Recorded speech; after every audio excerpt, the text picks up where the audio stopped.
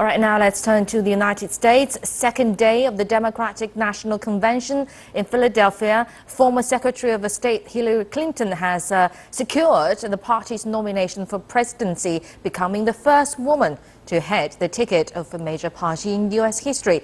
Clinton will now face Republican candidate Donald Trump in the race to the White House.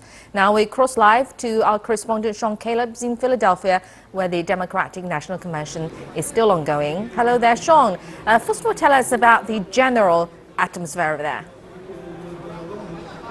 Well, Dongning, I think that you could say certainly the Democrats who gathered here in Philadelphia understand the sense of history that unfolded here today in the arena.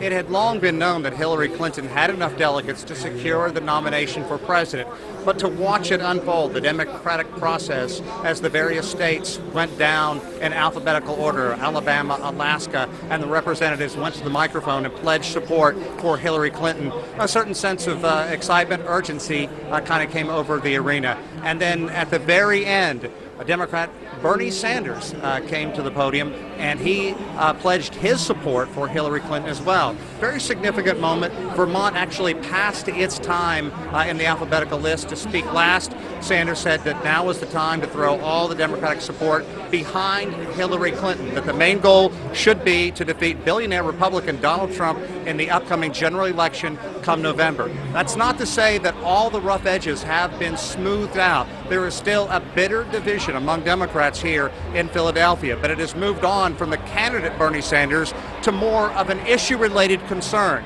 There are a lot of people in the United States simply frustrated with the political process, saying that it has been rigged, their words, saying it has been unfair, and they're very upset with the fact that there have been stagnant wages for basically the past 15 years. They want to see education and healthcare opened up to more people.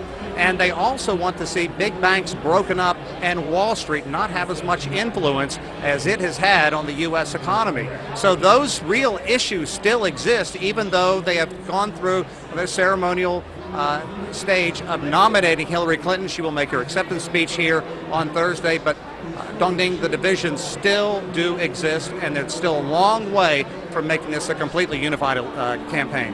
Well, Sean, Hillary Clinton's husband, former U.S. President Bill Clinton, is expected to deliver a speech today. What do you think we can expect from his speech? I think that's going to be one of the signature moments, really, of this campaign. He is an amazing campaigner. He has the ability to really connect to voters. Even in a room like this, a lot of people leave and they feel as though he has talked to them in a one-on-one fashion. A lot of campaigners have that ability to a degree, but it's not one of Hillary Clinton's strengths. She has been considered cold. She has been considered not personal. So the goal of former President Bill Clinton will be to make her more personal, to make her more attractive as a person to voters, not just here in Philadelphia, but voters across the United States.